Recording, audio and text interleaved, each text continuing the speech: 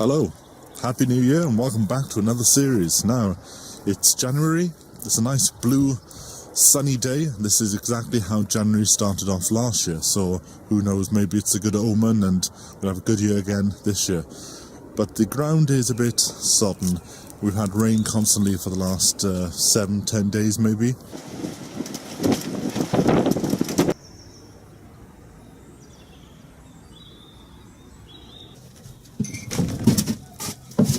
Now, one of the problems that I've got is, besides hitting my head on this, now one of the problems that I have is that they've cut the wood exactly to how I need it, but they haven't marked it. They've given me the offcuts, which is one thing that you have to keep an eye on your local timber merchant or anybody like that, because sometimes if you send things in and you ask, can I have them cut to this size, they tend to keep the offcuts. But the timber place that I go to is quite good because they send you the offcuts, because at the end of the day you've paid for them. But the thing is, I have to work out what's an offcut and what isn't. I think that's one. It's a nice tidy size, that one. There's one or two pieces I thought I may still need to get, but because of the offcuts, I've got so many offcuts, I'm maybe okay.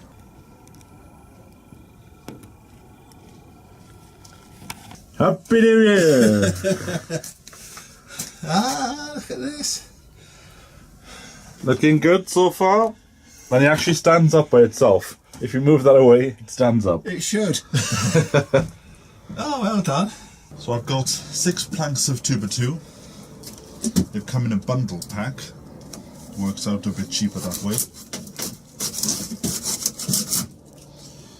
And because the wood is too long, because I purposely bought wood that was a bit longer, I've measured where I need to cut. So I need to go outside and do a bit of sawing and just cut off this little bit there.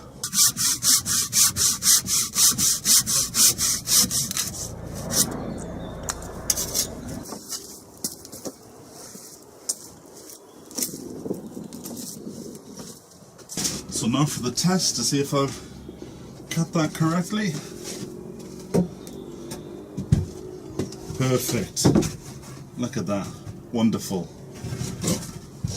I'm not in that much of a hurry this year to get my seeds started. It's January, and what I'm going to do this year is I'm going to continue to do the building work in January and then hold off all my seed sowing until February. But you could, if you wanted to, leave it until March, because they'll still catch up. There's very few things that you would need to put in now, and anyway, the weather's no good, so as much as the package will say to you plant in January, you've also got to take into consideration the local weather conditions, and the ground is too wet and it's just not perfect for doing anything at the moment. So January will be building work, and then in February we'll go back in the greenhouse and start seed sowing. So what I'm doing now is I'm just working out how deep to put this sofa that I'm building. So I'm drilling the holes and I'll put the screws in later.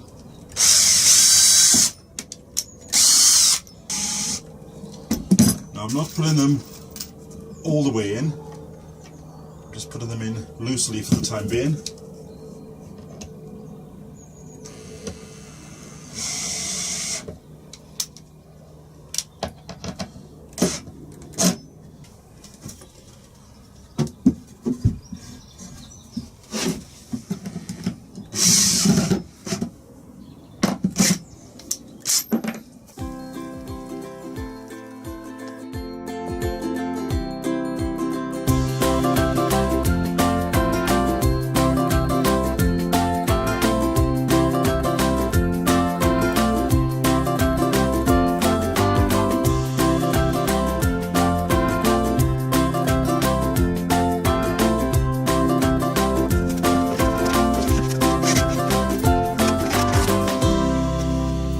So, the next job, it's a good job with this weather, because I would have been out there if the weather had been good. Right, I've got some boards, and these will just sit on top of these 2 struts, but they're too large, so I'm going to have to saw them.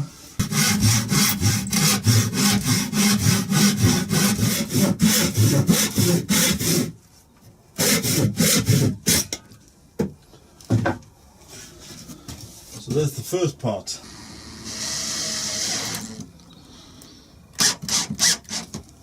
There we go.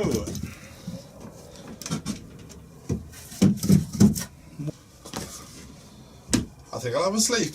See you in a moment.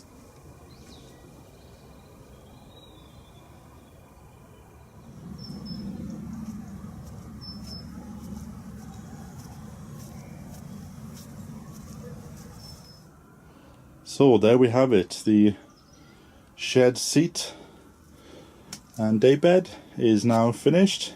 It's nice and rigid. Look at that. And then there's space underneath for storage. And the cat's bowl down there.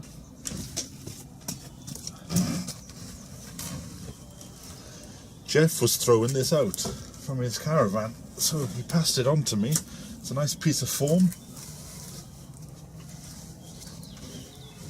So this is the foam for the seat. We get scissors and cut it. I've just had to come back down to the allotment because the rain has started and I had a few bits of wood outside, so I've brought them in and it's actually quite cosy in here. This is the work that I've done today, which you saw me do. And the cupboard, I've got some candles up. I've also got my little heater here as well. So it's all quite cosy at the moment, especially with the rain tampering against the roof.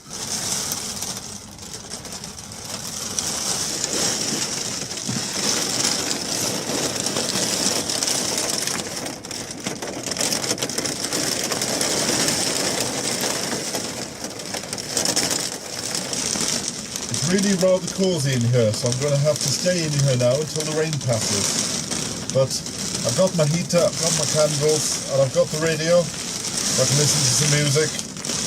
I'm just going to chill out in the new shed and wait for the storm to pass.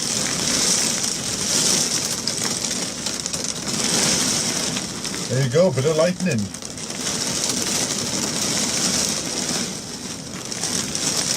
Well, it just goes to show that even in a storm, it's nice and cosy in here.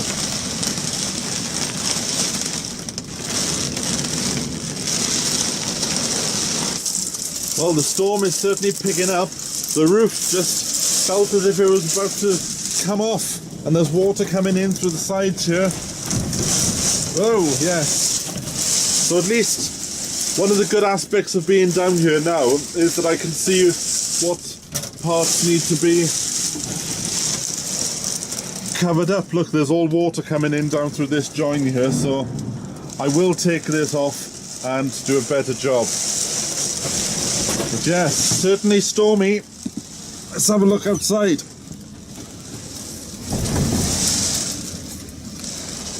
I didn't see the forecast today, so I wasn't aware of what the weather was going to be, but like I said, one positive is that I'm here and I can see where the water's coming in and I can get that sorted.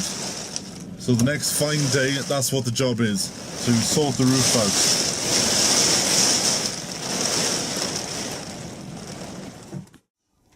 Morning all, it's a cold day and I'm in the shed and I've brought a little clock down. It's one of these radio control clocks, so just something to start to decorate the shed with.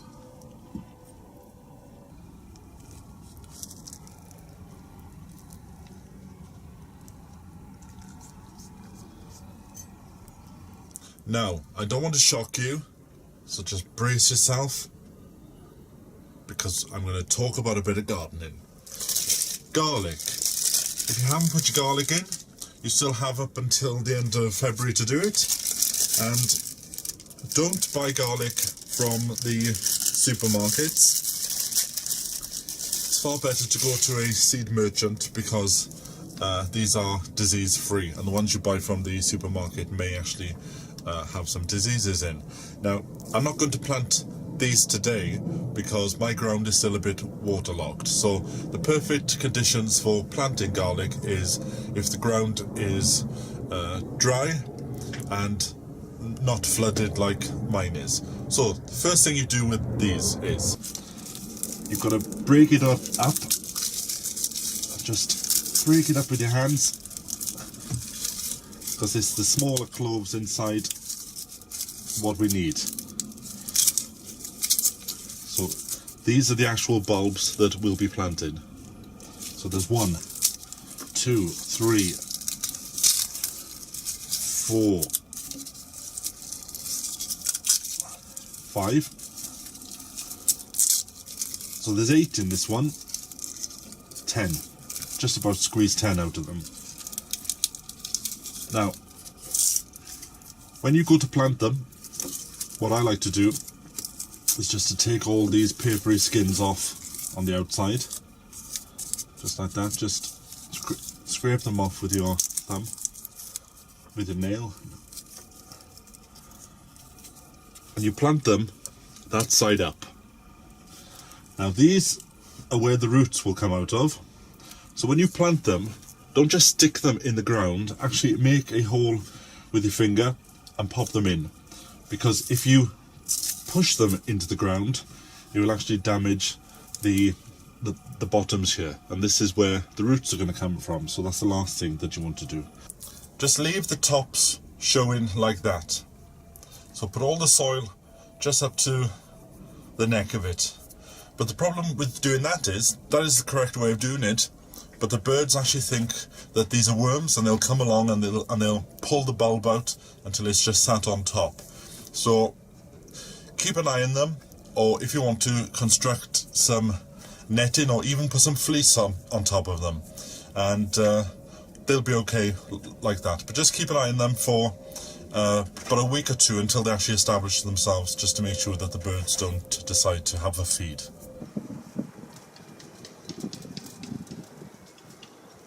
This year I'm only going to be growing 2 varieties of potatoes. Last year I just had too many.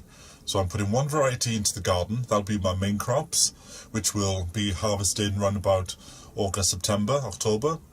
And I'll be doing another variety in bags. That'll be my first earlies, which I'll be cropping in about 12 weeks. Now, I've only just ordered them, so they're still in the post. But one of the first things you have to do, well, you don't have to do them, but it does give the potato a bit of a head start, is something that we call chitting. Now, this is just an egg box, and what you do is you put your potato, in fact, I made a video about it last year, so let's have a quick look at that.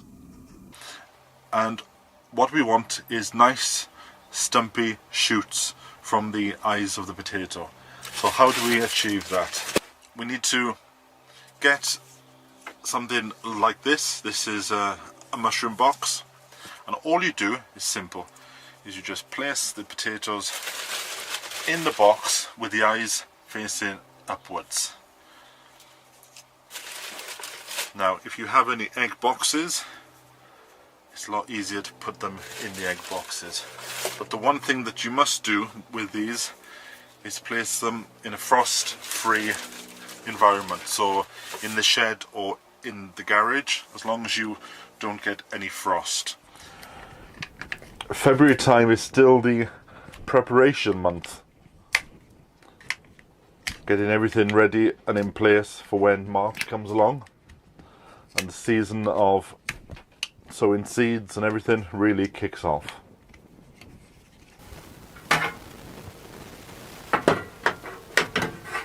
There we go.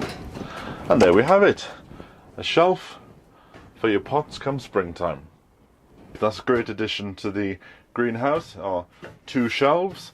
Now this one you might think is a bit too close to the roof, but a tip that somebody gave me a few years ago was from Mr. Ken Nutt. He was a fuchsia grower, loved his fuchsias, and in the winter he would put one of the shelves closer to the roof, because that is the warmest point in the greenhouse, and it aided germination and cuttings of his fuchsias. Now, sadly, Ken died a few years ago, but in the months leading up to his death, I did get the opportunity to interview him about his fuchsias.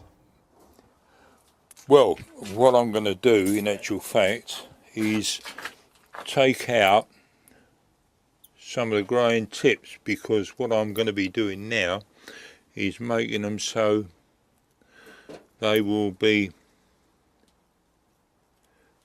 bushy.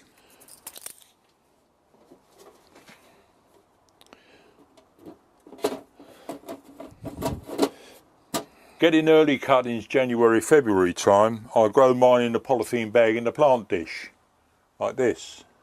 That's where the warmth is up in the top of the greenhouse at that time of the year. So 3 to 4 weeks and I've got some cuttings. Of course, April, May time, you don't need that really. Off the bench in trays, and you can do them like that. And that's my best tip, but don't tell anyone.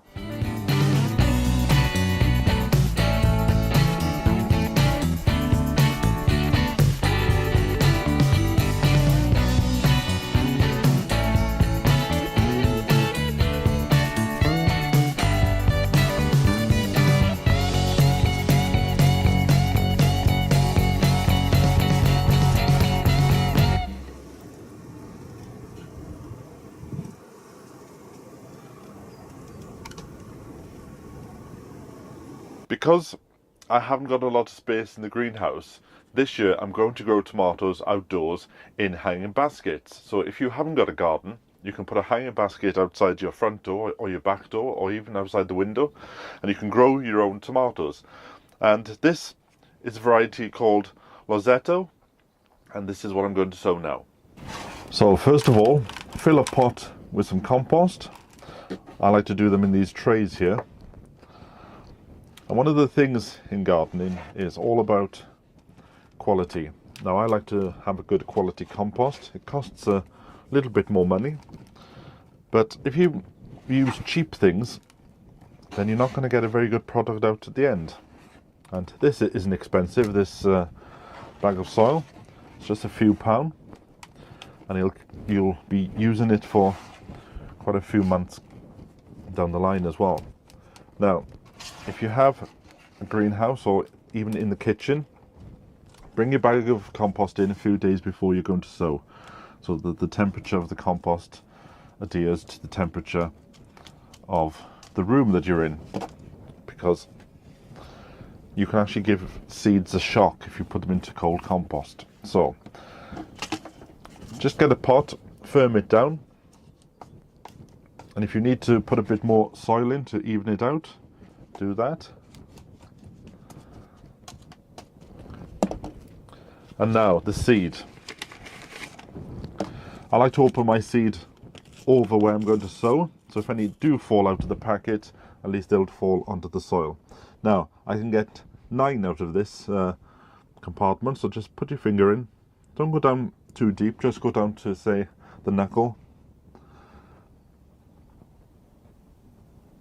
You don't have to be too tidy about it. And then get the seed. Now this is the seed of the tomato. There. Those little brown things.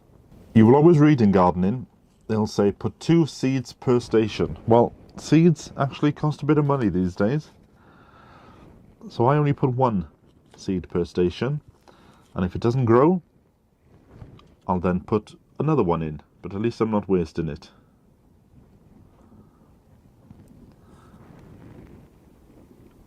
It's a nice relaxing job. Sowing your seed.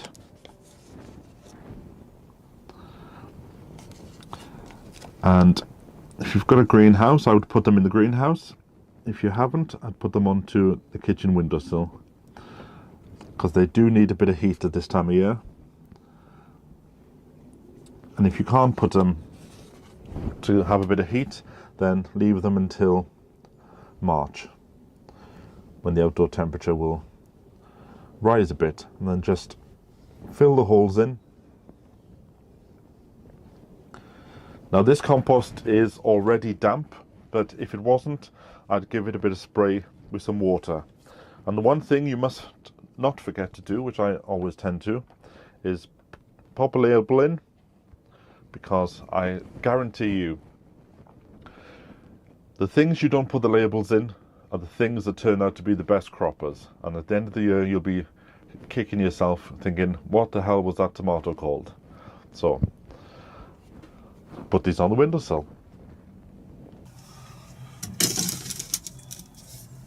Something else you can buy this month, but we want to plant them till the warmer days in March, are shallots. I've got red and white, and just go through them when you buy them. Just tip them all out. And just go through them just to check that they're all okay, and so that air can circulate around them, because if you leave them in their bags, the likelihood is they'll start to create mold and go off by the time you need them.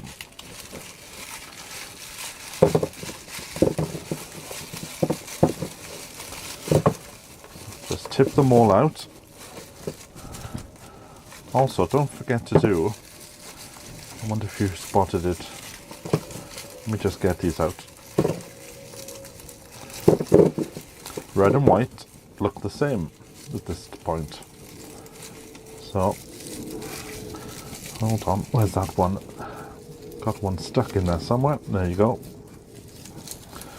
Now, they look the same. So don't forget, keep them apart.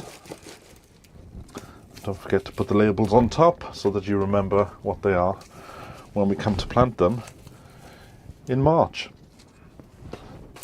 Pretty cheap, they were £2 each. Now that one, see, that's got a bit of mould in, so I'd get rid of that one. Everything else seems okay. Now if you have two like that, you can actually split them. You have two more plants. That's a nice fat one there. What about the red ones? Red ones look fine to me. Well, with all the work that I've done in the greenhouse today, it actually starts to feel that the gardening year has kicked off.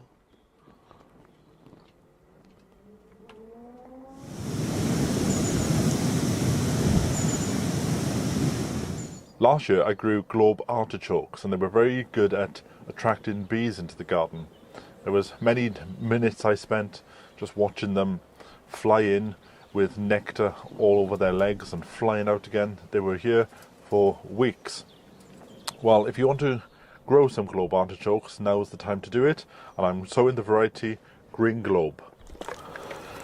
Good thing about doing globe artichokes is the fact that you can eat them or leave them to flower, and then they're good enough for the bees. The bees absolutely adore them, and they'll stay in the garden for about 5 years before you need to change the plants over. But the thing with globe artichokes is, if you want them for eating, is not to take a harvest in the first year, because you need the plant to become bigger and better, and then you get your first crop in the second year. But if you want them for flowers, obviously, that's fine. You can just leave them in and you'll get a good crop in the first year. So just fill your pots up with compost. And now let's pop the seed in.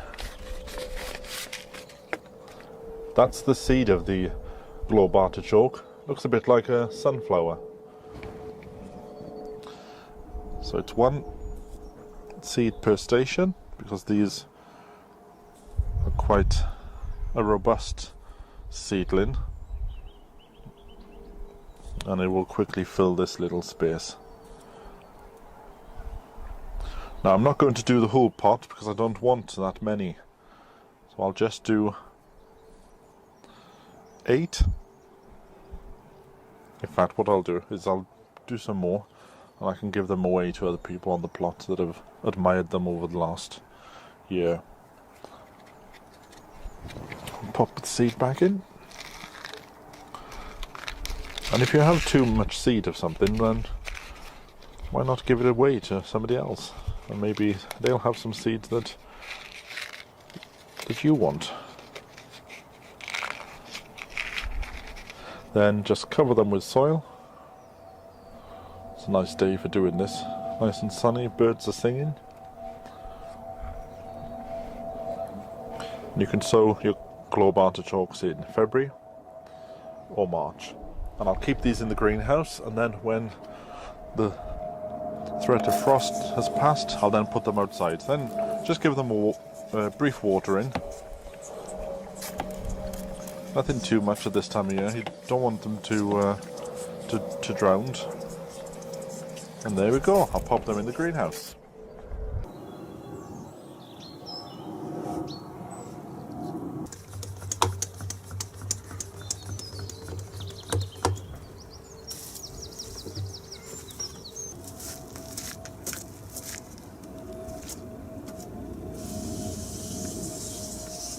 These are the onions that I put in last December, and there's not a lot to do with them at the moment this time of year, but all I am going to do is just go through the bed and just take out any weeds that are in here, just so that the plants have a fair chance to grow nice and big. I'll then put the pieces of glass back on top because it's still getting frosty. The glass will stay on until I'm sure that the last frost is finished, which won't be until May.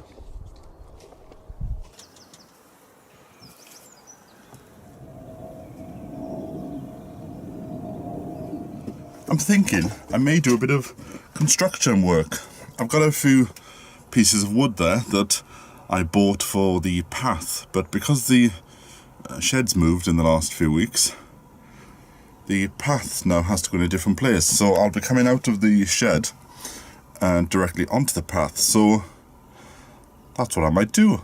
I'm going to make a path. I was just moving the tripod to get a good angle on what I'm about to film, and all of a sudden, look what I've just spotted.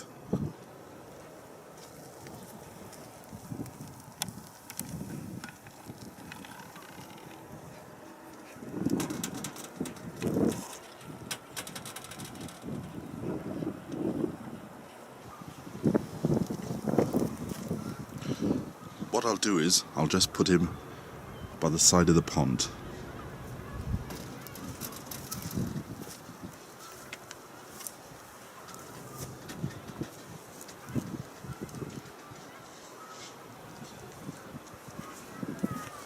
Now, let's get on with some digging.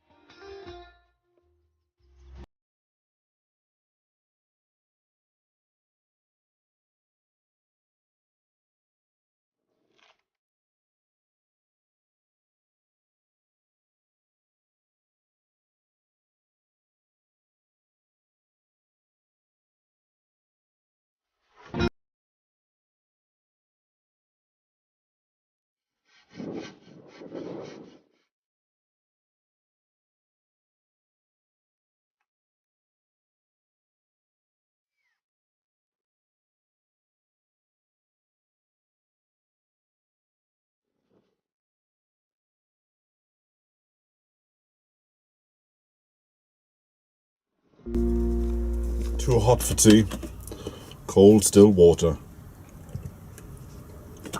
Now, one of the problems that I've got in the shed is the sofa come daybed is full with potatoes, chitin and seeds and plants and bulbs and everything that needs to go into the garden.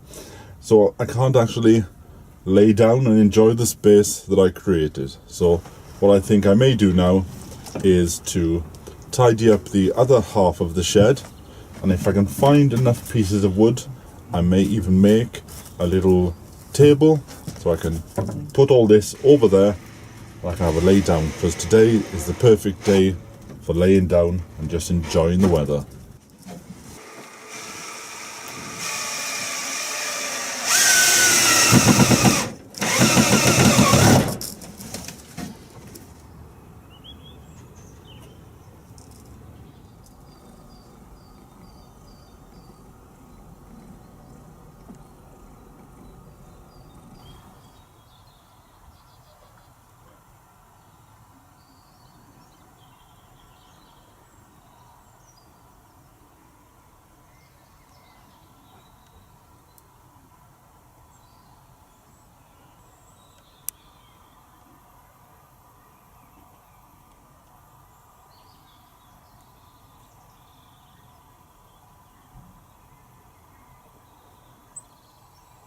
I've managed to get some of these, what you call them, boxes.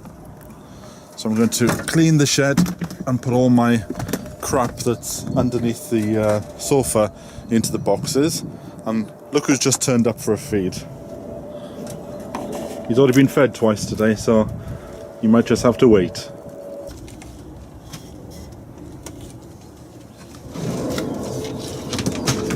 Just about fit for you. Look at that, perfect. 3 exact fits, as if I'd planned it.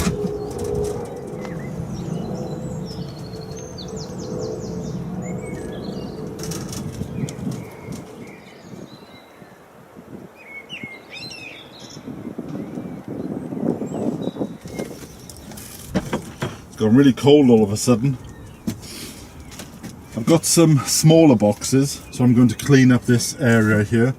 There's still a lot of bulbs to go in, but my focus at the moment is a bit on this edible garden show, because as you know, I've mentioned it before, that at the end of the month the horticultural channel has been asked to stage a guest garden at the edible garden show at Alexandra Palace in North London in the last weekend of March. So I'm going to be redesigning the allotment there at Alexandra Palace, so that's taken up a bit of my time at the moment, but there's plenty to be getting on with, and there's no big rush to get everything done in March. You can still take your time and do things the end of March, beginning of April, so don't be thinking I have to put all my seeds in or anything like that, because there's still plenty of time. Alright, let's crack on and clean up.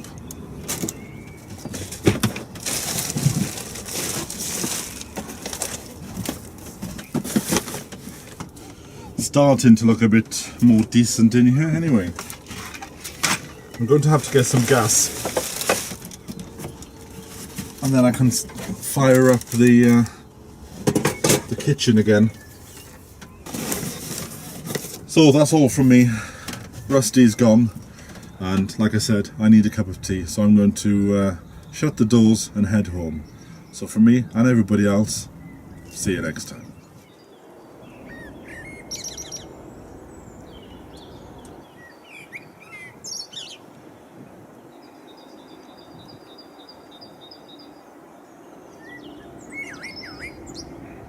It's only 8 o'clock in the night, but it's already dark. I was just in the house, and the wind, I could hear the wind howling outside, and when I opened the front door, I could feel the temperature dropped, so I've come to put the burner on in the greenhouse. It's worth coming over to put the heat on. I don't want to lose these. Look at them, they're all making fantastic growth. There's the lettuce there. One of the problems I have at the moment is the greenhouse getting too hot. As you can see, these seedlings here of the salad have died. That's down to the fact that the greenhouse is just too warm in the day. Average temperature is, look at that, 40 degrees today, and on average it's about 50 degrees. I think there's a problem with my automatic vent here, so I'm going to have to check that out in a few days' time. Look how good this lettuce is. It's only been in for about a week. So it is worth coming down and just making sure that nothing dies off. Look at my broad beans there. Next door to that, nasturtiums. And some more broad beans on this side. So let's put the heater on.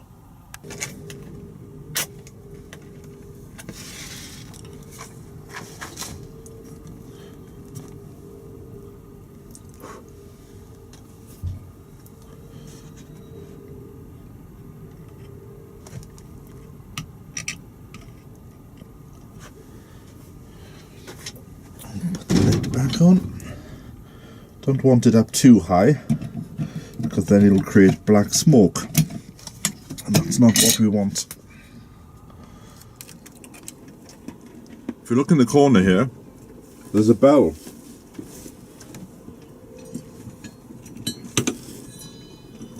And when the kettle's boiled and I'm in the mood for some visitors, I ring the bell.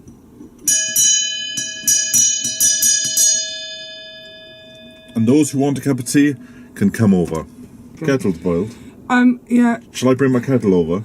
but Graham was just saying, let's put the kettle on, and I said, no, you have to work before you have a cup of tea. But you're the old... Not too sure about that. No, you agree with Graham that you're a cup of tea before you work. A cup of tea sets you up. Bicky, maybe.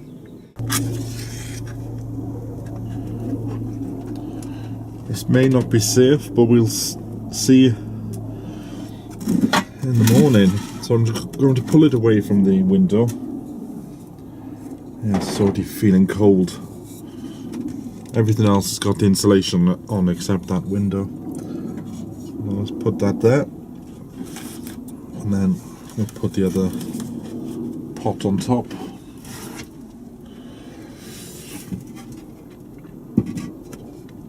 It's not going to keep the place hot, but hopefully frost free.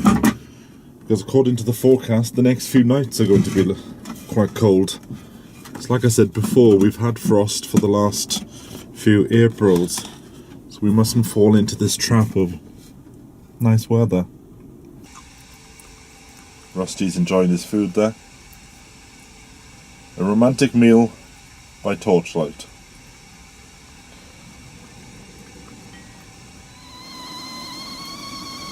There we go, kettle's boiled.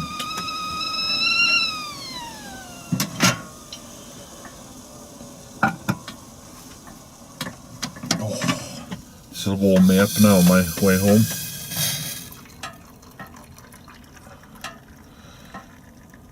Graham's come down to give me a hand, so we're going to pop down to the plot now and dismantle everything and pack the car up, and then pop to the garden centre to pick up some plants, and then it's off to the show. Hello, Rusty. Here we are, Graham. Oh, looks a bit different without the fence, doesn't it? Yeah, it does, yeah. Where's the gate?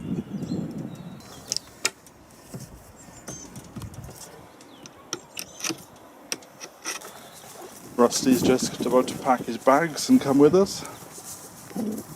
I'm taking this with me. This is some of the Swiss chard I've been growing, and this, yes, I'm actually taking grass. So there it is. That is the allotment in the van. All the plants are ready. The fence, and there's Graham just through the fence somewhere. So let's hit the road. Yep, absolutely. Just going to put that on top. And we're off. And we're off. We're about an hour away from the actual venue. Graham, we've got you at last. Yeah. Now we're just waiting to go into the show, and then we can start to unload our things, and then it's time for a cup of tea, I think. I think so as well. So hopefully we won't be too long. And we're in. Yeah.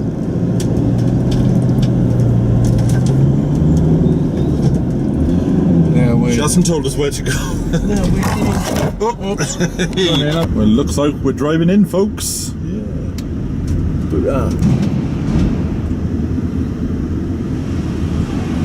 we might be able to go straight onto it. I'll go.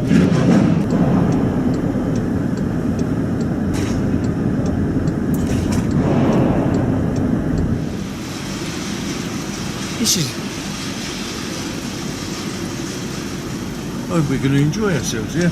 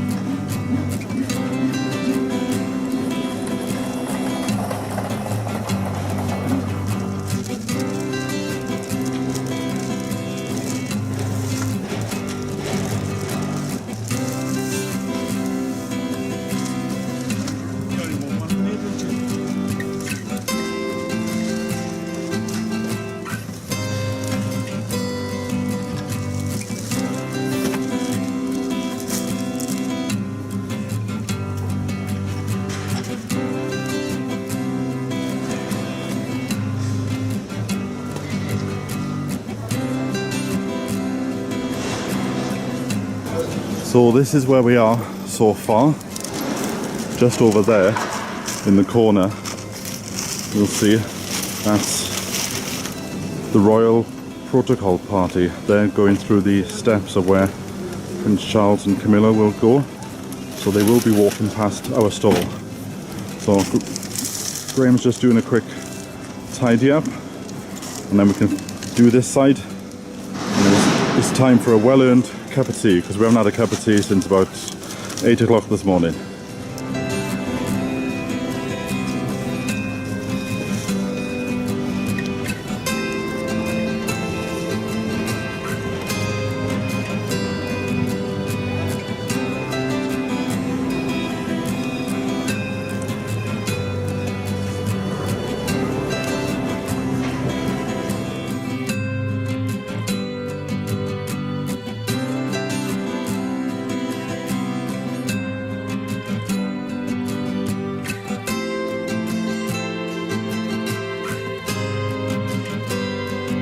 So there we have it. That is the completed Sean's allotment garden. I think it looks like the allotment, so it's even got weeds as well, which every good allotment must have. So this is Graham off to make a cup of tea in the shed.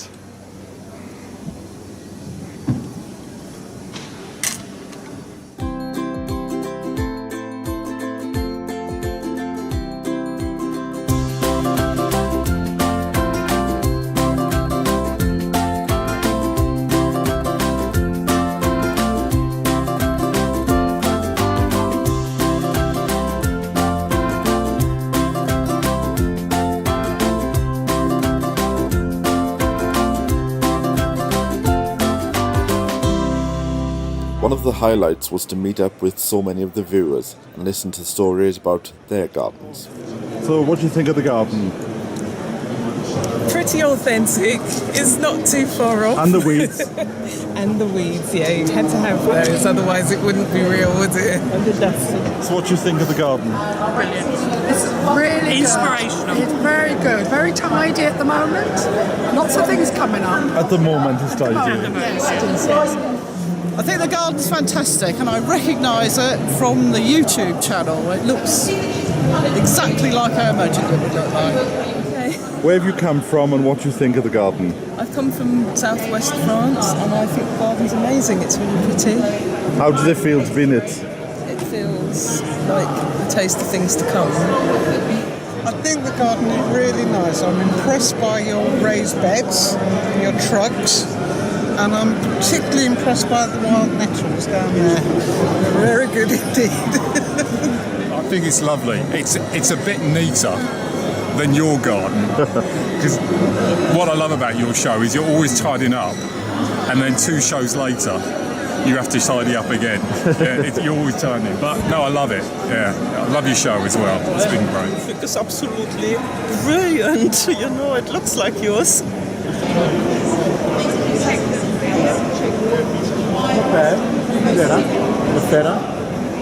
Well, I haven't seen too much because I just wanted to come and see you straight away. Good. That's it. No, but it's really good. Got some great chicken advice. So that's my next. Are you going to build a hen? Yeah, I want to get some chickens. Oh, that's what we'll have to do. This lady comes from Greenwich. There you go. We're having a cup of tea in the makeshift shed. Hello.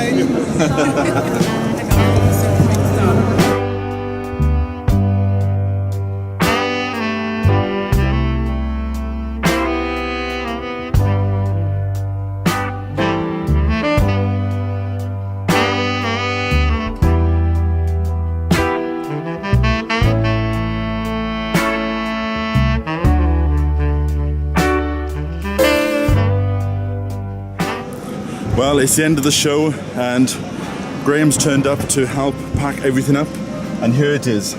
That is the allotment in a van. We've just about managed to get it all in, and now we're going to go home and the space is all empty there. So Graham, how do you feel with this experience? I would definitely do it again, but I want a bit more time. It was really fun. A bigger van? Fun. Yeah, bigger van. It was all fun, truthfully. A bigger van we need, but now we're going to head home And have a cup of tea. And have a cup of tea. Oh, we'll catch up with you next week when we're back on the allotment to do a bit of gardening and a bit of tidying up. See you then.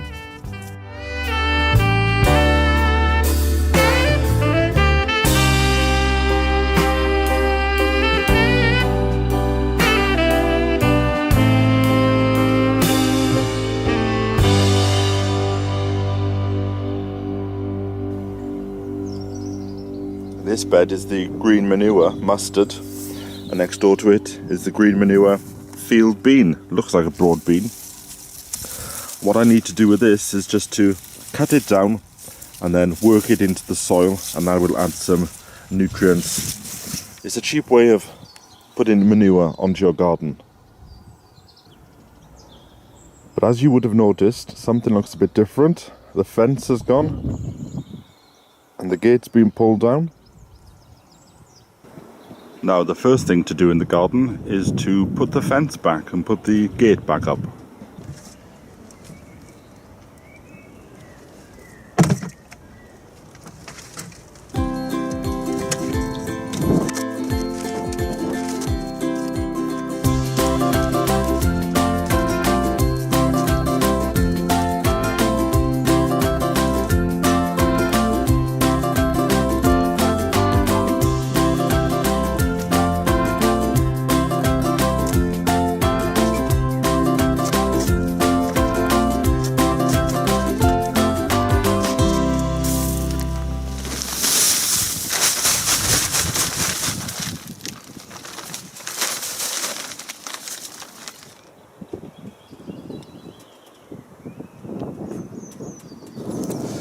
Very windy today.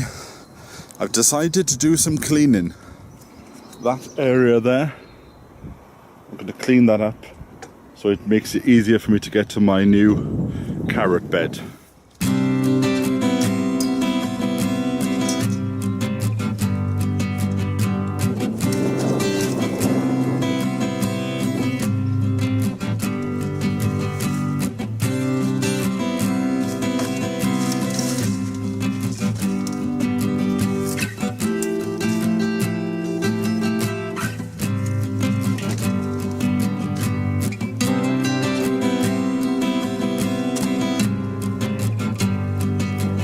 Let's have a brew.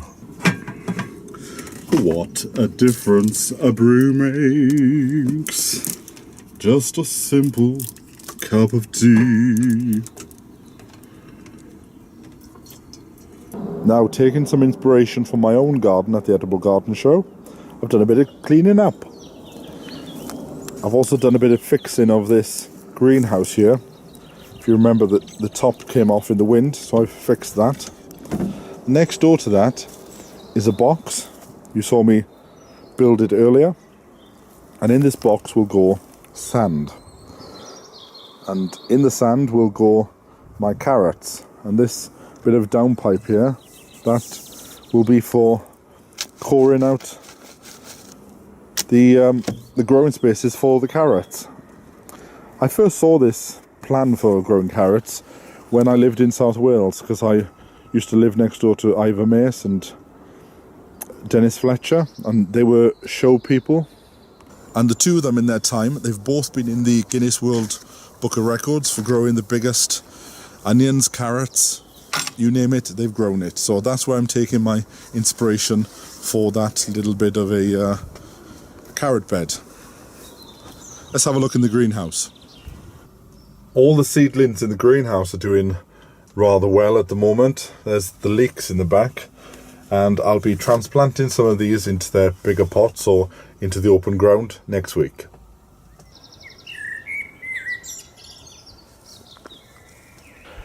Now, if you remember, a couple of months ago I sowed some green manure, and here it is. And I should have really cut this down about a week ago. And the general feeling is of these roots, you will see there are little nodes. Well, they are nitrogen nodes, and what you do is you just go through just before they come into flower. Like I said, I'm doing this about a week or two late, mainly because I was busy with doing the show garden. But now is a good time. So just cut them back like that.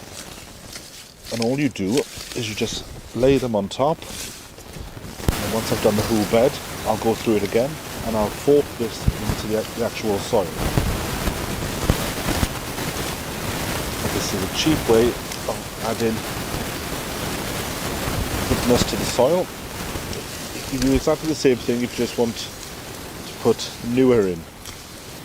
Just put the manure on top and dig that in.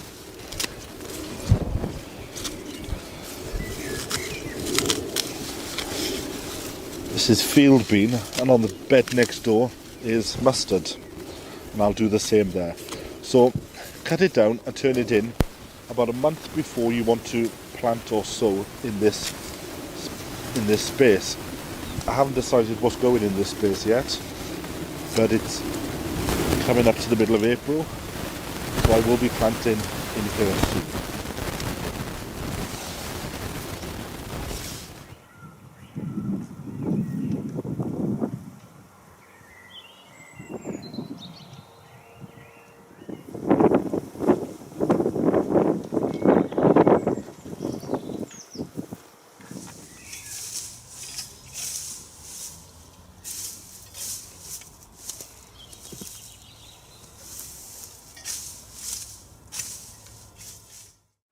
Got a bit of a sniffle today. Now the first task I'm doing is transplanting my lettuce. These are the ones that I did from seed, red on the right hand side there, and green on the left hand side. So anyway, you get the gist. Today I'm going to be transplanting my lettuce. So I've got some compost, and now we need to take the lettuce out. This is called Little Gem, and that is in tread. So I think I'll do the Little Gem first. Now I've got a scissors, and what you do is just put it underneath the seedling and just lift it up and try and take as much of that seedling root ball as possible. Now I could have done these a bit earlier when they were a bit smaller, but time was against me, so I'm doing them now. Then let's get a pot, fill it with some good quality compost, like I said. And if you take another pot and just use that to press it down. I'm still going to keep these in the greenhouse or on the windowsill or on the cold frame, because it's still a bit too cold to put them out. And then just put your finger in, make a little hole, and then pop the seedling in. Give it a tap, press it in, make sure it's in, not too tight but just enough, and I'm going to put some more compost around the side. Now after you've done this, sometimes the seedling will just fall over. That's perfectly fine, it'll sort itself out in a few days. And give it a squirt of water, and then, like I said, pop that in the greenhouse, on the cold frame, or back on the windowsill. But don't put it outside so far. Well, it depends about your local frost, but it's still chilly here, so I'm not going to risk it. Right, let's do some more. And if you find that you have 2 or 3, just gently catch them by the leaf and pull them apart, like this one here. Just very gently, and the roots will sort themselves out.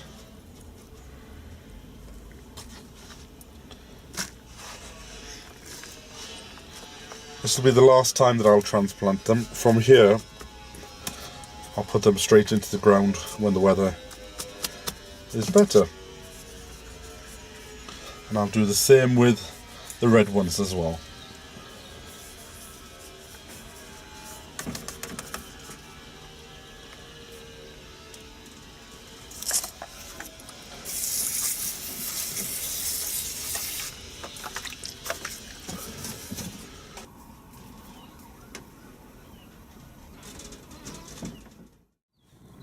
realised when I put this bark on the floor the other day that Rusty cannot slide under. So I'm going to give him a helping hand and cut a piece of the fence off.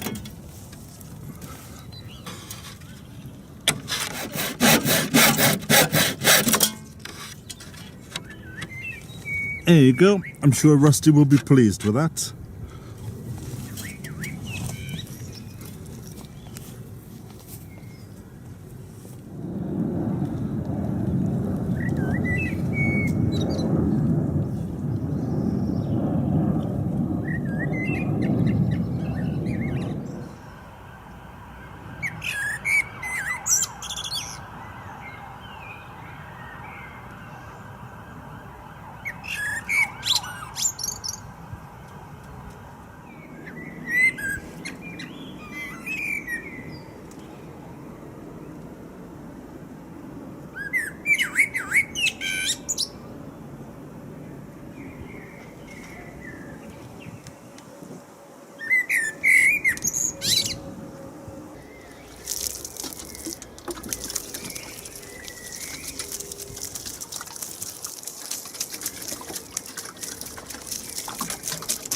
It's a nice day today, so I'm going to plant my shallots. Now when you plant shallots, don't push the bulbs in. Always loosen the soil and then put the bulb into the ground, like so. These are called Red Sun, so it's a perfect day to do it today. Nice sunny day.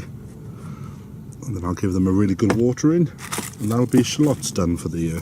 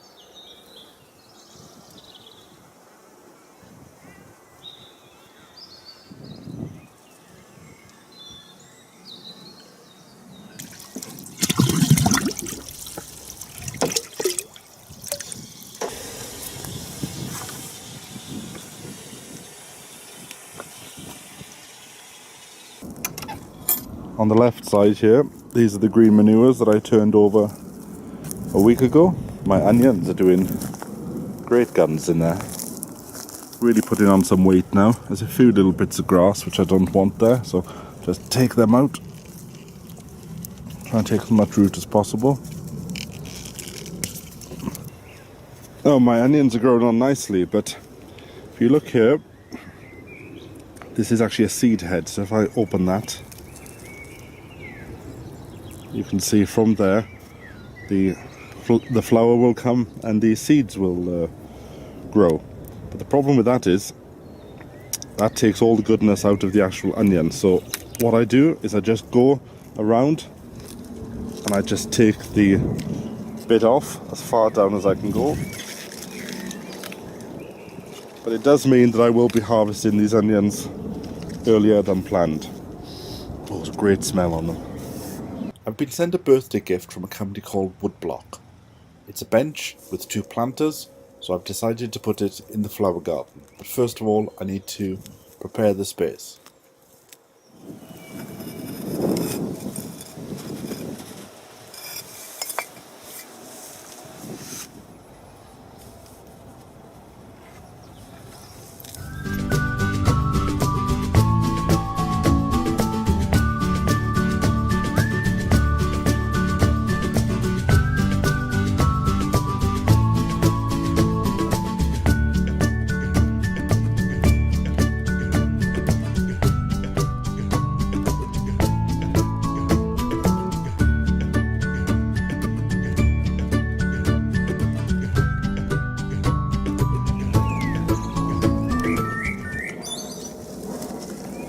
If you remember, I had a pot of violas. I've put them in this section here, and then across over here is where I've put some of the original flowers that were in this section, the grasses and the alliums. And it's starting to rain now, so that's quite good. Everything will get a good watering in.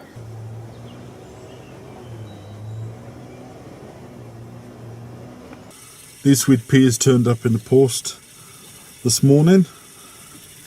Nice sturdy plug plants. But I'm not ready to put them out yet because we're still getting frost. So I'm going to transplant them into pots. And the same as everything when you transplant, put a bit of compost into a pot, firm it down, make a little hole with your finger, pop it in, firm it in, and give it a tap, and like that, give it a bit of watering, and I'll put these in the cold frame until the last frost, which should be within the next fortnight. I'm going to sow some radishes, and I'm going to sow some carrots now, but I'm going to try these, which I've never tried before. It's the seeds are impregnated into these strips so that they are perfectly spaced. So I'm going to put them in the veg truck. If you've tried these yourself, then let me know how you did with them in the comments below. Now the first thing I'm doing is I'm sowing carrots, and this is a variety called Sweet Candle, which is doing the rounds at the moment. It's a popular one, and I'm going to sow this in the center of my veg truck because that's where the biggest depth is. So just do a furrow with your hand,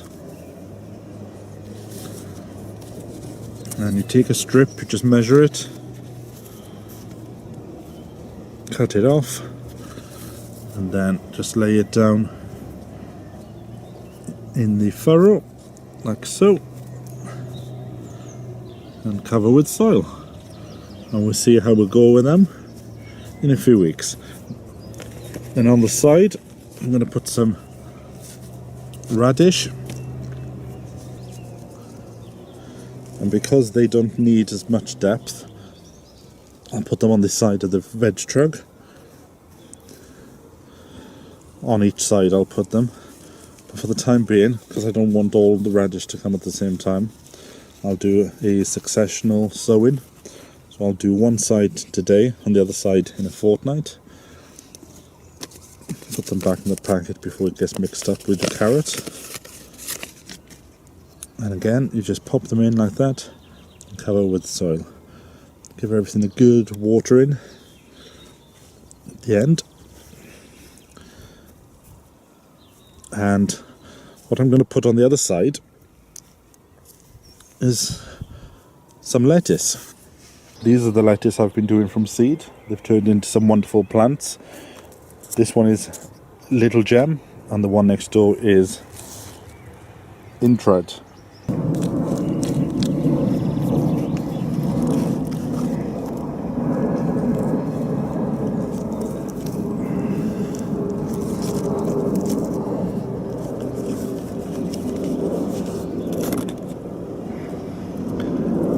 And because these may be affected by slugs and snails, I'm going to have to put some protection out, and I've got some organic slug pellets.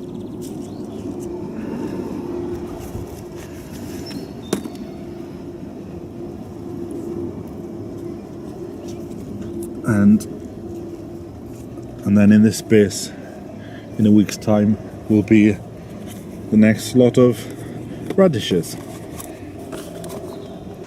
Now, because the cats like to use this as the local litter tray sometimes, I'm going to have to put some protection over the top of it. Now, the shallots that I planted a few weeks ago, they've now established themselves, so it's safe enough now to pull this protection down, and I will use that protection over on this bed, and I'll construct something that will make the cats stay off it and the birds stay away from it.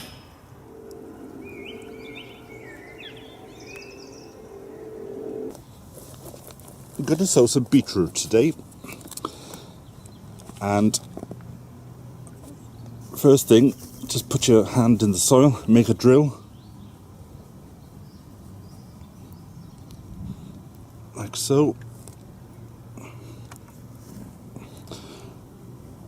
But in this section, what I'm going to do is I'm going to try this seed tape, which has all the seed already in these pieces of tape.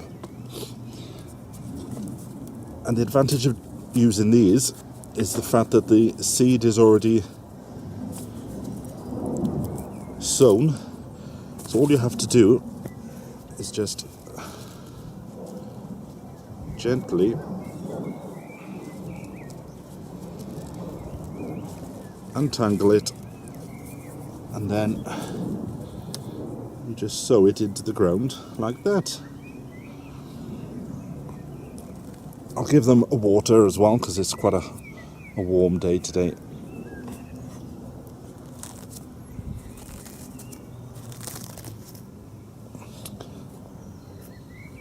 And you just cover it with soil, trying to keep it straight,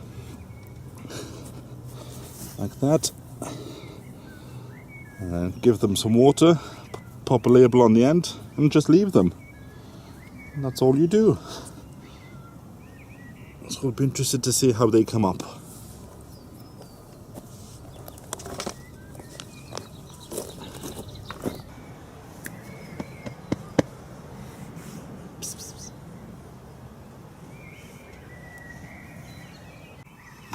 Now, one thing I'm going to do now is to pot on my tomato tumbler. This is a hanging basket from last year, but it didn't have any drainage in it. So I'm just going to go through and cut a few little slits in the plastic, just to make sure that the water drains out.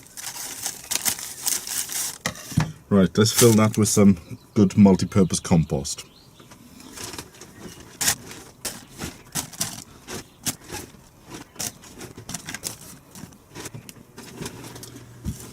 There's even flowers already started to come on. Now I'm going to put 3 in this basket, like that, and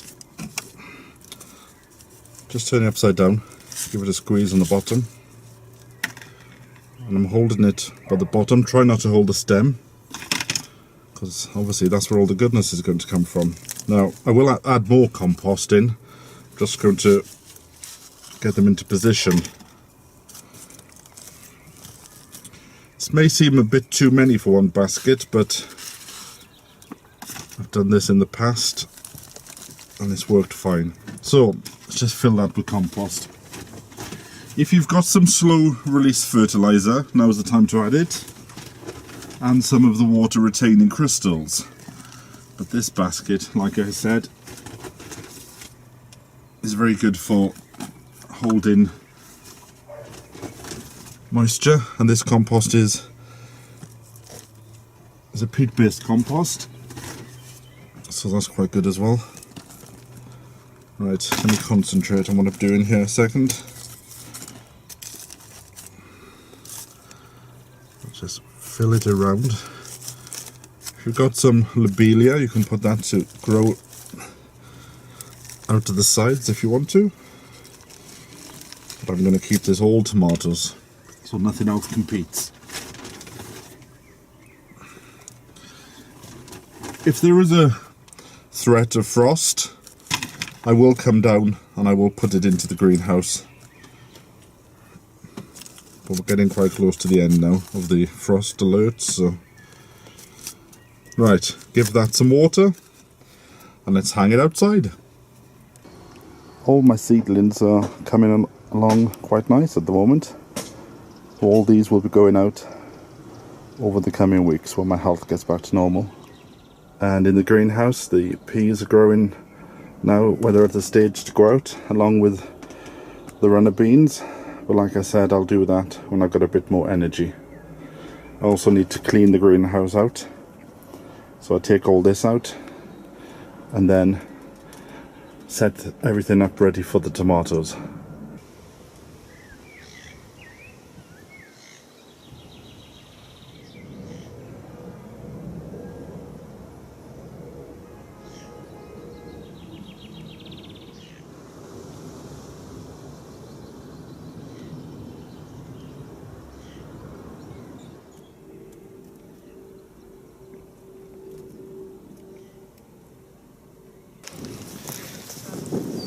get these coming on your onions, that means they've gone to seed.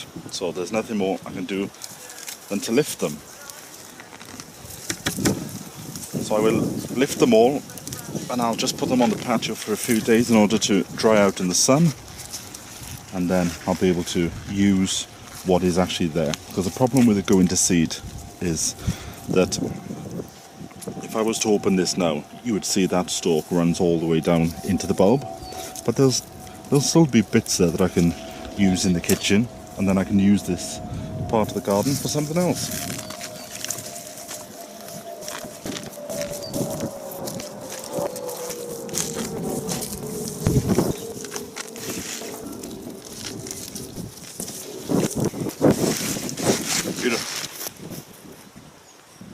So this is my crop of onions. Not as good this year as it was last year, must be honest. And when I say about the onions going to seed, you can also tell when you cut the tops off. If you look down, if there's a hollow piece like that, that means that the seed stem is going to go all the way down into the bulb. So let me just open that. This is a product that I picked up. It's a scissors plus a knife. So right, let me open this up and I'll show you what's inside.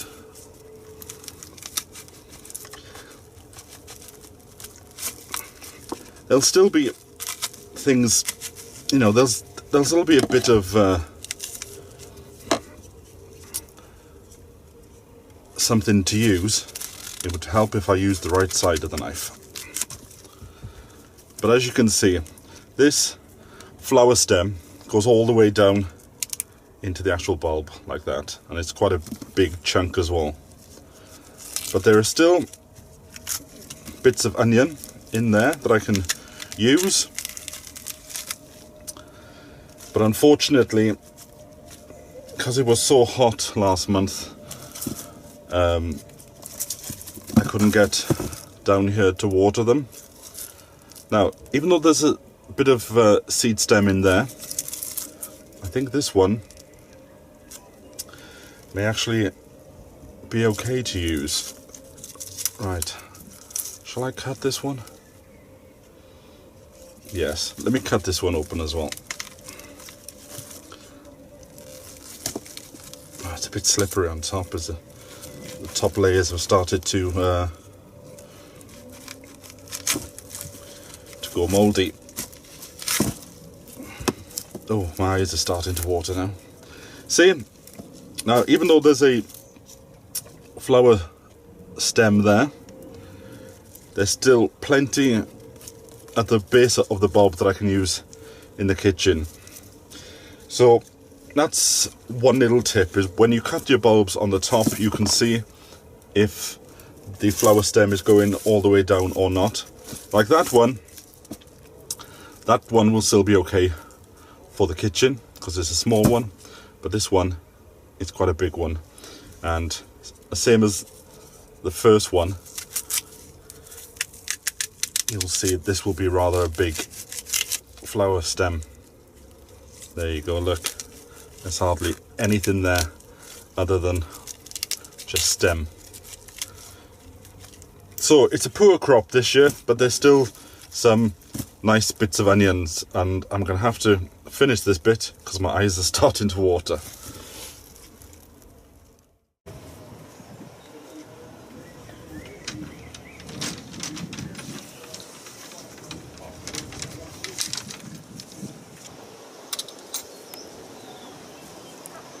It's time to plant the runner beans, but first of all I'm just going to put a few handfuls of rock dust onto the soil, and I'll work it in as I go on.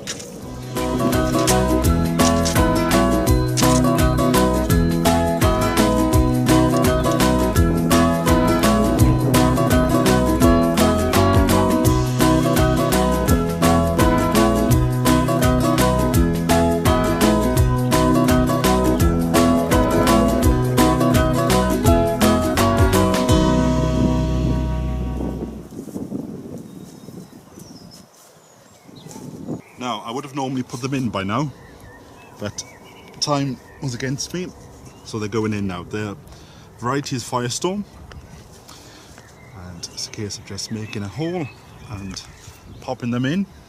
What I am going to do, I'm going to try this year, I'm going to put some of this pea and bean feed into every hole. Never tried it before. If you have, let me know in the comments. Just a small quarter of a handful, pop it in, push the pot so I don't damage it. Look at those roots, they're just waiting to get out. And I'm planting on the inside, and you'll see why in a moment. So push that down, cover with soil. And the reason why I'm doing it on the inside is because then it's just directly up and on the pole.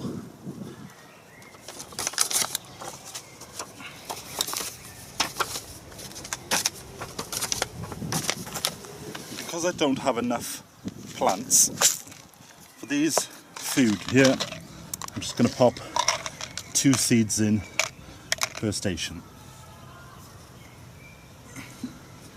That'll also help with the successional, so I'll have some beans later on in the season.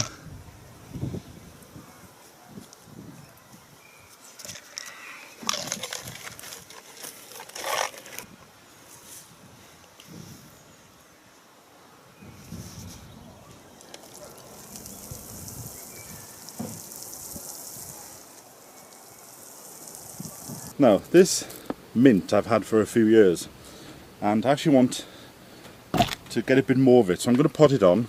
And I've just got one of these plastic pots. They look a bit awful, but they do the job and they're cheap. So I'm going to put some new soil in. And then there's a viola in there as well, that can stay. There's also a bit of grass in there, so let me see if I can just tease that out.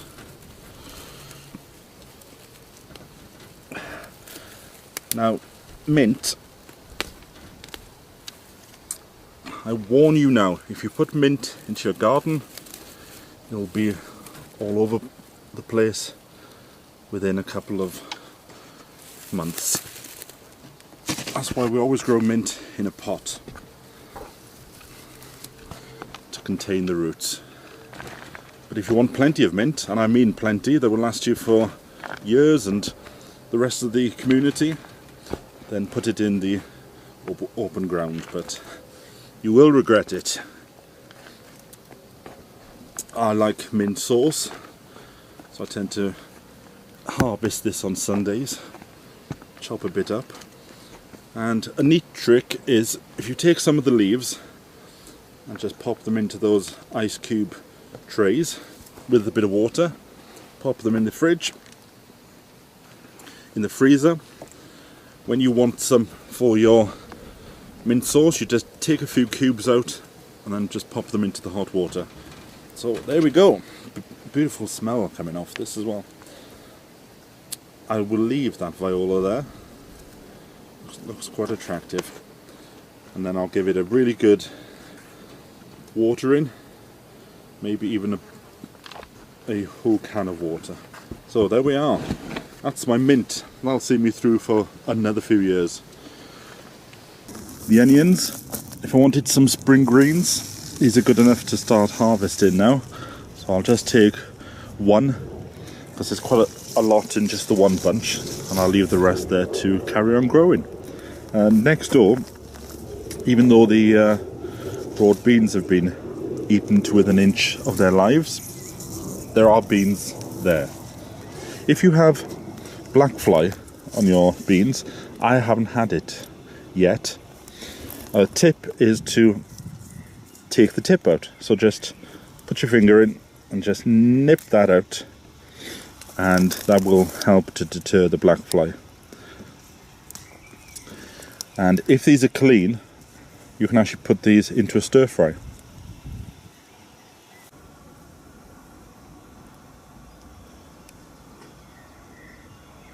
If you remember, about 6 weeks ago I think it was, I sowed some radish, and I sowed them using the seed that came in a tape, so that it's already impregnated with the seed at the desired intervals. I think I got them from King's.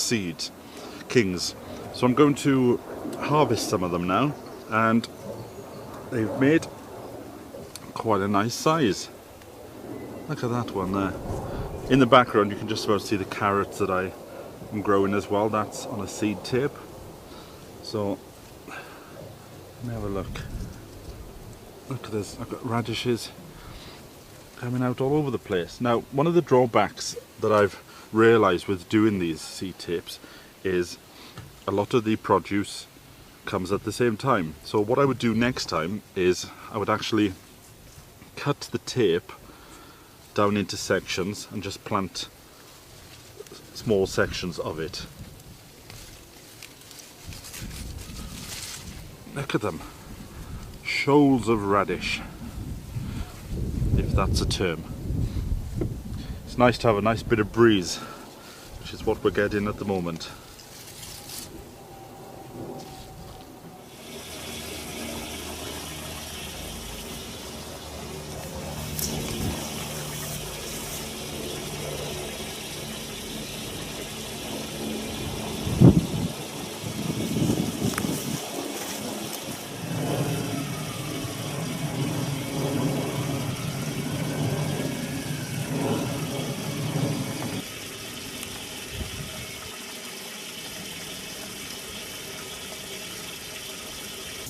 So here it is. It's the variety is called Lunchbox. They produce small cucumbers, and I like to get my cucumbers off by just turning them around, and then after a while they'll just come away, and there you go.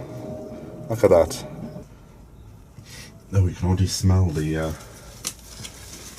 melons. Now these are grafted ones, which means that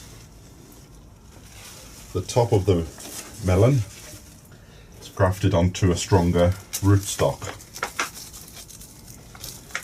Be gentle with these.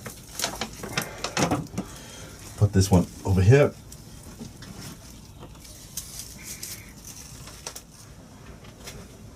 Now, because this is the first watering, I'll give them a little bit of water from the top just to settle all the soil.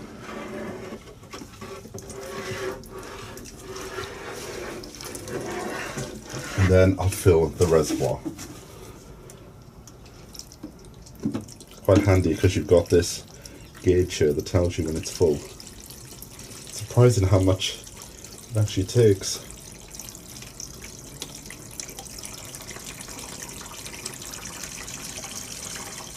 There we go. That's full up. I think it's time to pack up.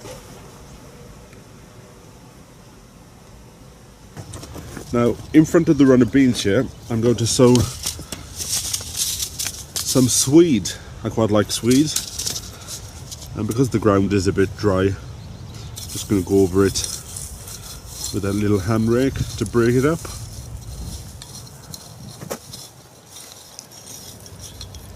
Now, you can sow all these seeds at the same time, because swede will stay in the ground quite well over winter.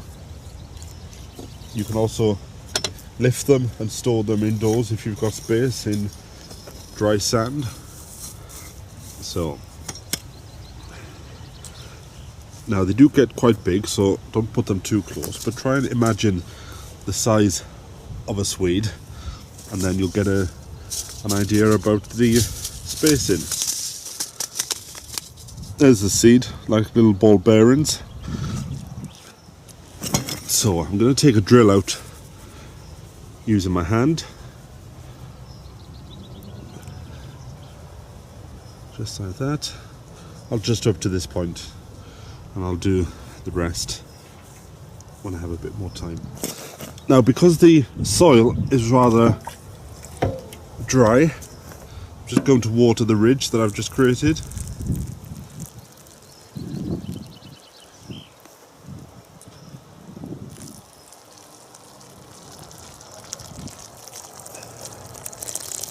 This will help the seeds get off to a flying start. and then just sow them. It doesn't matter if you sow them too thickly, you can take out the thinnings.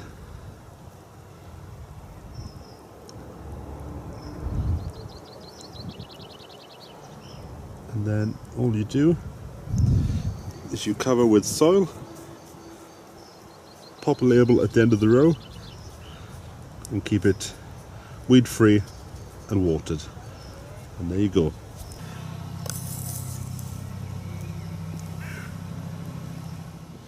I'm going to harvest the last of my radish, because they're getting quite big now, and I can use this space for putting something else in. What's the size on that one? These are going in my juicer, so it doesn't really matter what the size is. So there, we've got some extra growing space again. Now my broad beans look a bit straggly, but it's time to harvest them. Called Karamazoo, I think it is. And look at that, nice pink pods in there. Look at that, beautiful. And you open this one as well. I'm actually not going to harvest a lot of these because I want them to go to seed, so I can have more for next year. Yeah, nice salmon pink pods. Attractive looking things, aren't they? But the key is in the flavour, so all in at once.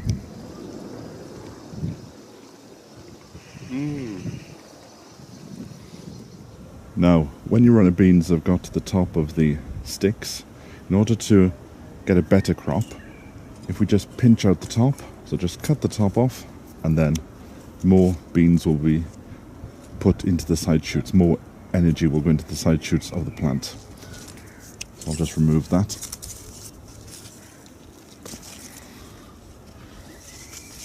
There we go.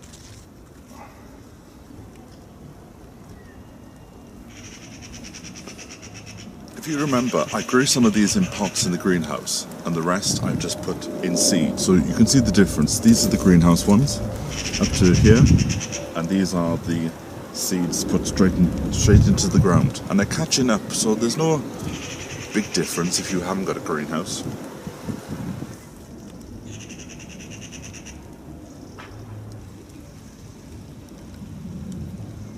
There's been a lot of growth in the greenhouse recently on the melon. Son loves melon, and there's certainly a lot going on. I'm going to have to go through this and hand pollinate just to be sure of a good crop, but I'll do that on another day. The broad beans have come to an end now. These are the red ones, which when you put these into a pot of water and boil them, they actually turn yellow. They're a bit big now, but I'm going to get rid of this.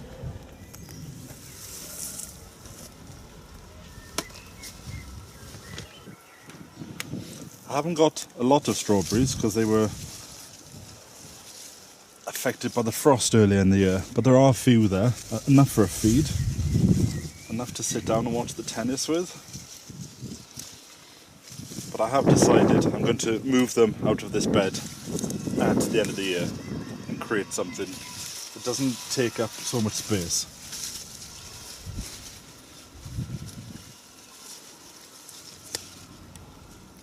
There you go, that's a nice handful for breakfast tomorrow. The first of the tomatoes are ready for picking, and to pick tomatoes, you'll see there's a small node on the base of where the tomato is joined to the stem. If you just put your finger on that and pull, it'll come off easy. So let me just show you that again. If you look at the top, you'll see that's where the join is, that's where the flower started. And then you just grab the tomato, and if you just put your finger on there and bend it back, it'll come off nice and easy.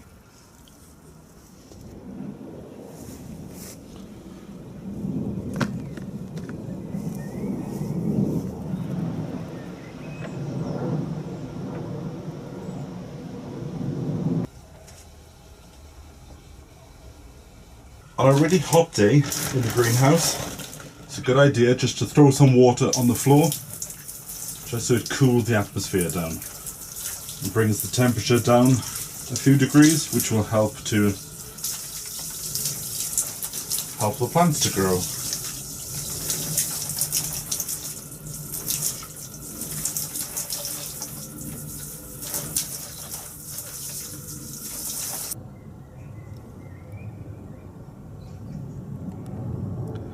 There's Rusty there, trying to keep cool in the shade.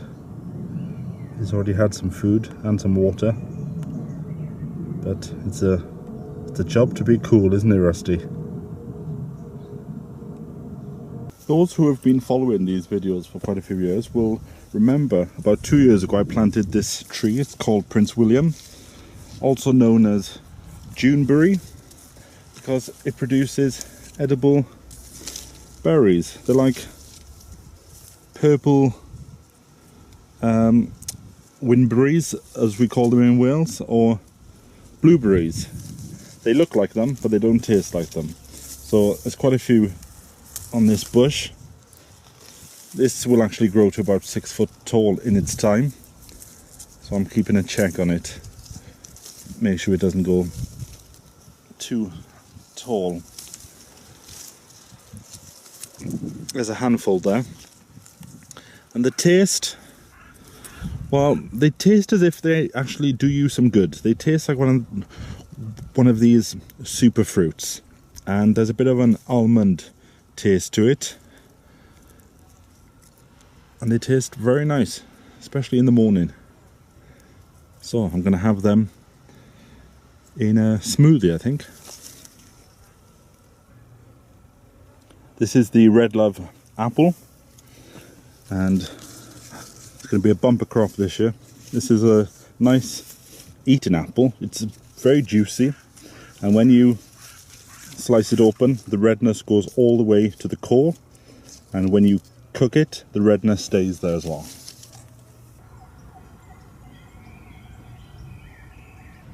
Now, I saw this on a website the other day, and I can't remember which one, but it's a herb garden in a wheelbarrow. I had a spare wheelbarrow with some holes in the bottom, so I filled it up with some soil and put in some herbs. And when they get too big, I'll just put them into the open garden. But for the time being, that's my portable herb garden. And if I want to move it, I could just lift it up and have herb garden will travel. And look at the size on that. I'm going to use this in juicing, and just with a firm hand pull it up and just take some of that soil off. Less soil in the sink. The leaves, you can use the leaves as spinach, and like I said, I'm going to have this and put it into the juicer. Now there's a few others. They're quite small, so I'll leave those ones. There's a big one at the back here. Oh, give that a yank. And 2 is enough for me. So there you go. First of the beetroots. Wonderful globes. The sweet peas are in flower, but to encourage more flowers, we have to take off these flowers before they go to seed.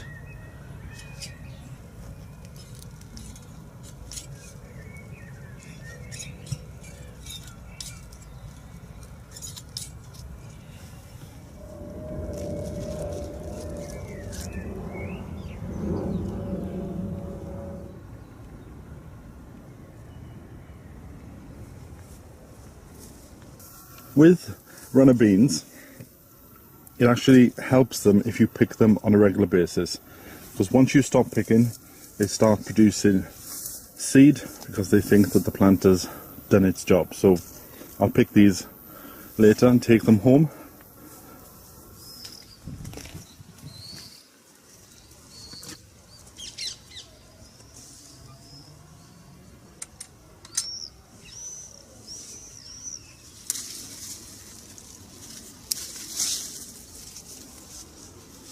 Now if you look on this runner bean here, you'll see this little insect. this is actually a ladybird. So I'm actually going to leave this bean there so that I don't disturb it, because I do have some black fly, and these will help to keep the infestation down.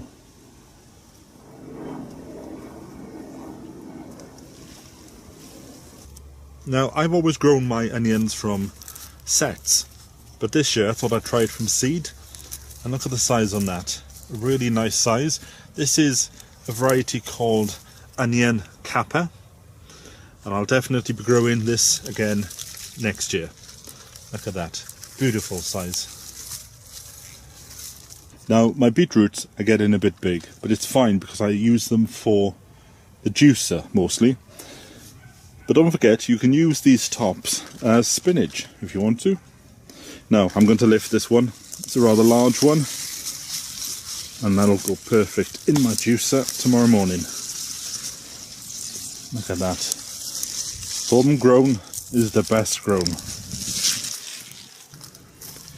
If you've been following my Instagram, and if you're not, then I'll put the link on the screen for you, you'll see that I planted this wheelbarrow. There you go, wheelbarrow, with some herbs only about 2 weeks ago, and they've put some tremendous growth on. Now, they're not going to stay in here forever, they're just here as a temporary measure until I get their spot in the garden ready. But the growth of it's wonderful, and it's made a nice little addition to the kitchen garden. Quick update on the swede. Planted this, what was it, 3 weeks ago? And they're putting on fantastic growth. Just don't know what's happened on the allotment in the last 48 hours. Everything's just appeared to double in size.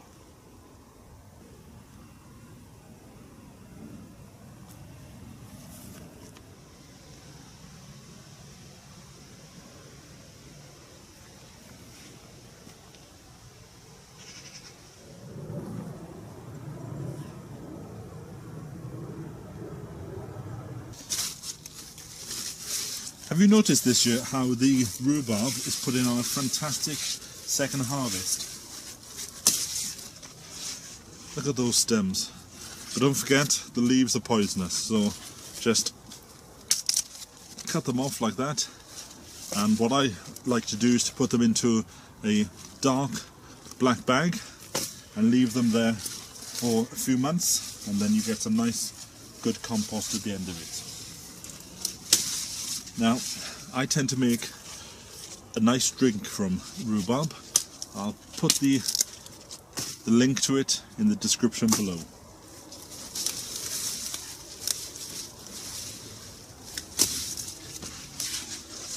Look at them.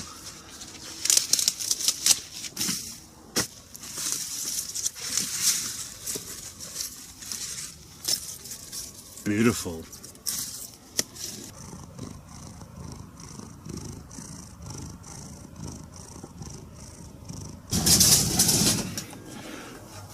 I'm just going to give you a quick little look at my melons. Look at the size on that. So I've actually got 3, and these small ones here, these aren't going to come to anything, so I'm pulling them off so that all the goodness goes into these big ones. And I've got one up here as well. Beautiful size on them. And then there's another one which I found out by accident, just hiding behind there. So those are the 3. I have looked, maybe there's another one hiding somewhere else, but I haven't seen any more. I think this is the biggest one so far. And if the good weather stays, then we'll be eating melons. I don't actually think these are finished yet. There's a bit more weight to put on top of them. This is the temperature for this week. So the hottest it's been this week is 42.8. Just reset that. I'm feeling a bit hungry, so I think I'll have a plum for my breakfast.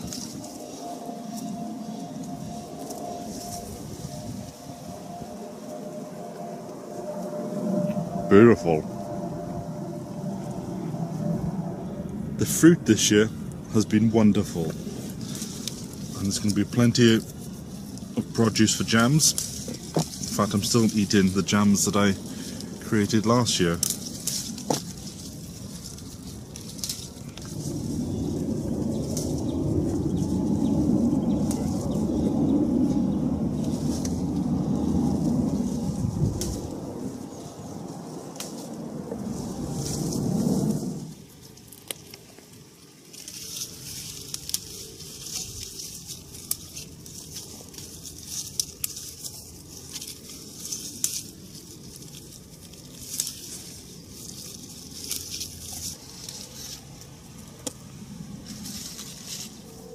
So there we have it. That's just from this morning. There's plenty more there. I think Vivi's coming over later to get some herself. So I'm going to take these home and put some into a juice and freeze the rest. And probably make some jams and jellies out of them. I recently found this cabinet, so I'm putting it in the corner here. Mainly because that's the only space that I can find.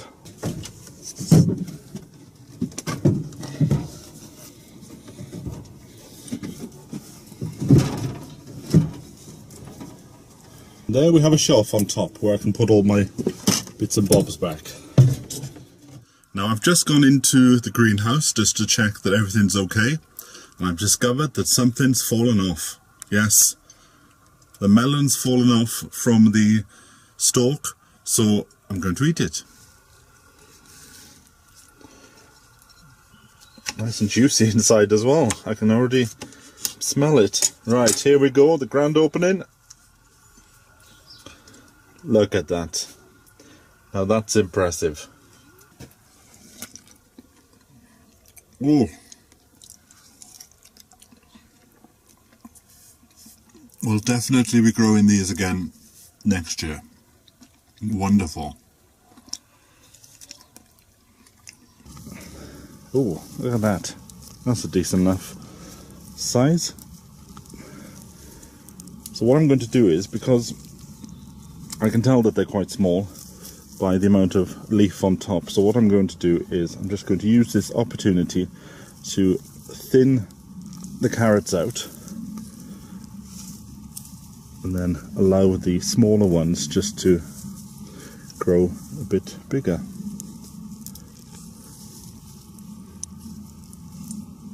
It's a decent size though. Look at them. In fact, I think that's all I'll take now. That's all I can cope with for my dinner. Oh, just one more, go on. And then I'll leave the rest in to fatten up. But look at that. It's quite nice, isn't it?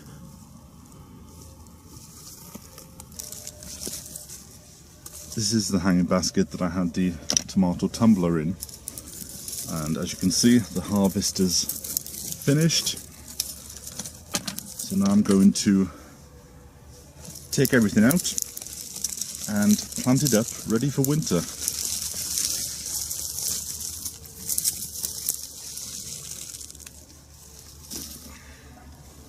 Some fresh soil in the bottom.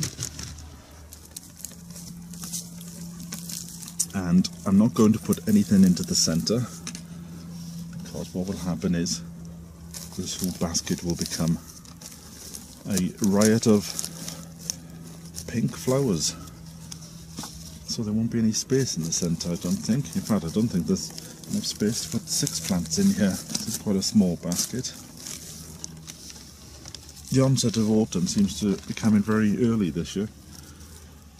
How about your gardens? Tell me in the comments below if autumn has appeared to arrive early. So there we are. Right, let's hang this up.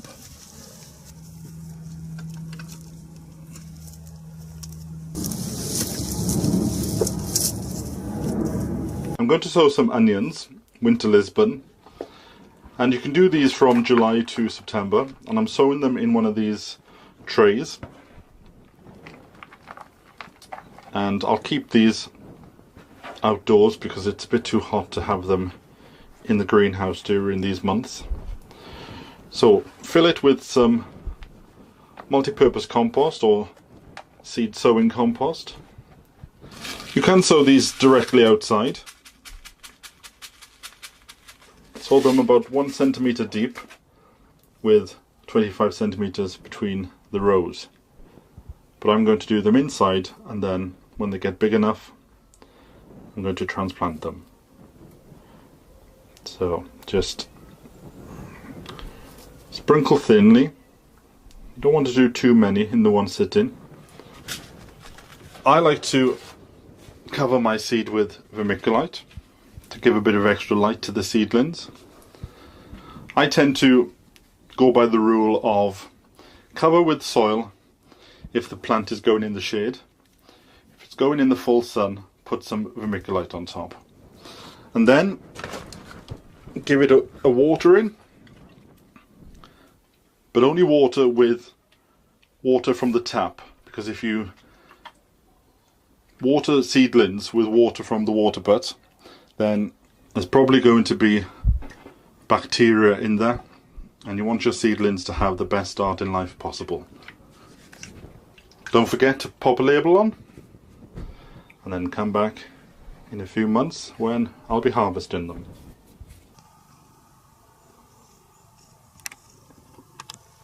This is my squash harvest for this year. It's quite good. There are one or two that still need to turn green, but I can put them on the windowsill.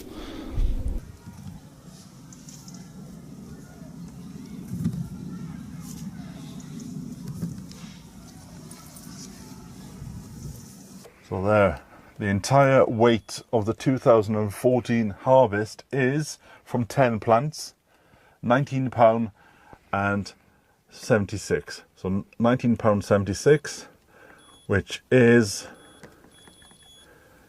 8.96 kilograms.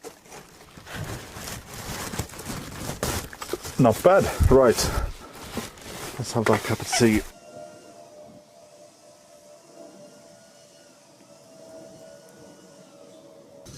Because the skin, the coating of a sweet pea is actually quite hard, there are two ways to aid it into germination. The first one is to get a really sharp knife and just to nick the side of the pea. But the problem is they're so small, what happens is they end up shooting all over the place. So the other way is to put them into pots, cover them with water and leave them for 24 hours so that they swell up, and during that swelling it slightly breaks the coating of the sweet pea. And then it's just one seed per pot. Then put a little bit more soil on top, and that's it. Either keep these in the greenhouse, on the windowsill, or in the cold frame. Now, one way of getting free compost is, if you look at this time of year, November, December, local councils are collecting the leaves. And in this council here, they put them into blue bags, put them at the end of the street, and they leave them there for collection the next day. But if you can be quick, you can grab the bags and take them to your plot. And all you do is just pierce a few holes in and put them in a secluded part of the allotment or in the garden where you can forget about them, and then leave it for 12 months. Don't do anything to it. And then 12 months on, this bag I put here was last year, and this is what you end up with. Leaf mold compost, and look at that. Beautiful for putting around your beds as a mulch, or just to improve the soil. I'm going to put this onto my raised beds just to raise the level up and to add some more goodness. Look at it. Free compost. You might find bits of plastic or boxes, but you can sift them out. So keep an eye out the next time the leaves are falling and grab yourself some free compost.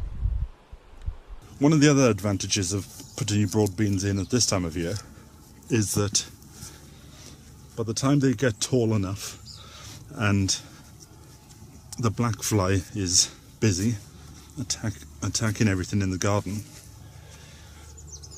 your stem has actually hardened up over the winter, and it's a lot more difficult for the black fly to penetrate, so your crop doesn't get attacked as much.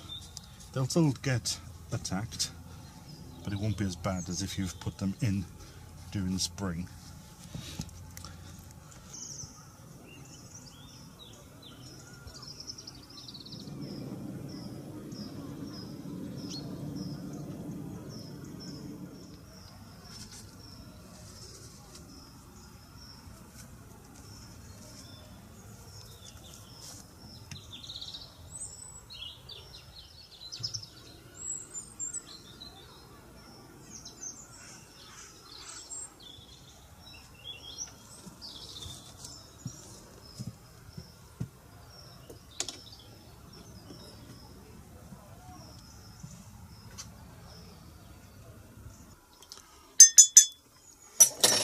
Autumn is certainly here anyway. Can't start the day without a cup of tea.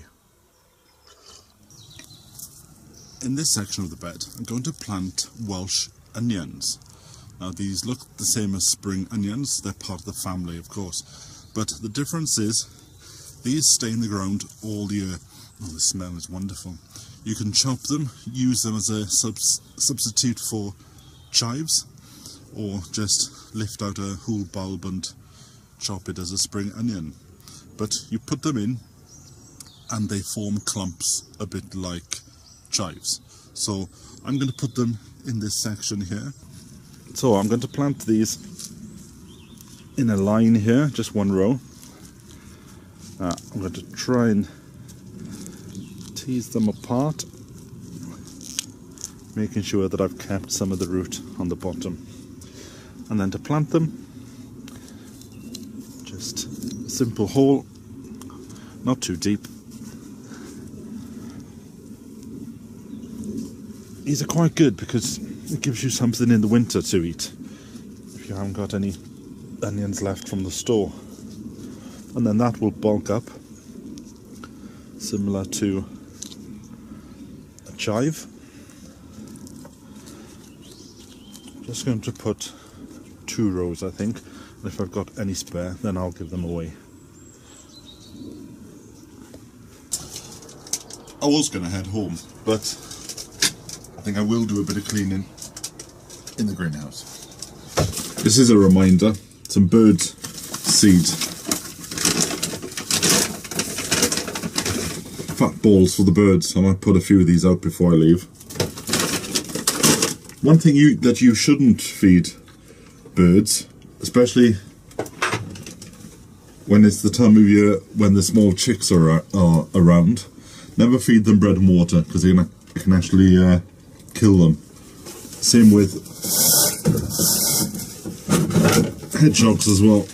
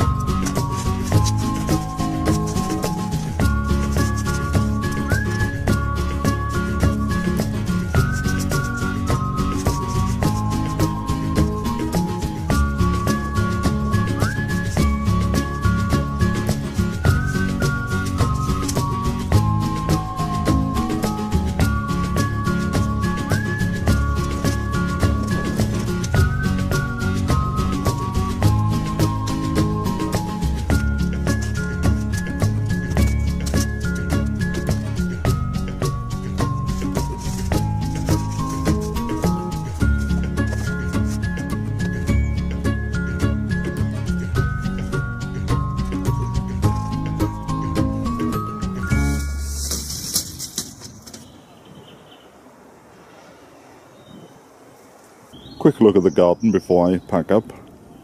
The broad beans over there are doing well. They're coming through this weather. The peas next door, I need to just support them on the sticks. Welsh onions, they're establishing. And then over in this other bed, I've still got a few swede, otherwise known as rutabaga. And next door to that is my garlic. And then under the cloche on the right hand side are my spring cabbage. One of the projects that I'm doing throughout the winter will be the pond section.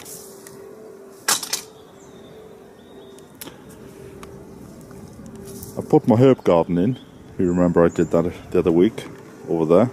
And I put some of the herbs into pots like mint because they do like to spread. And the pond I'm actually going to fill in and move the pond.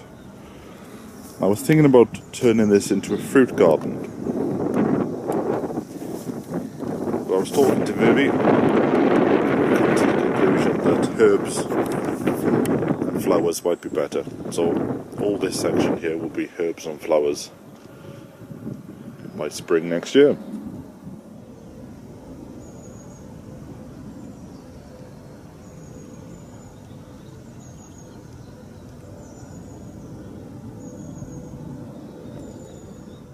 Earlier, if you remember, I was talking about my sweet peas.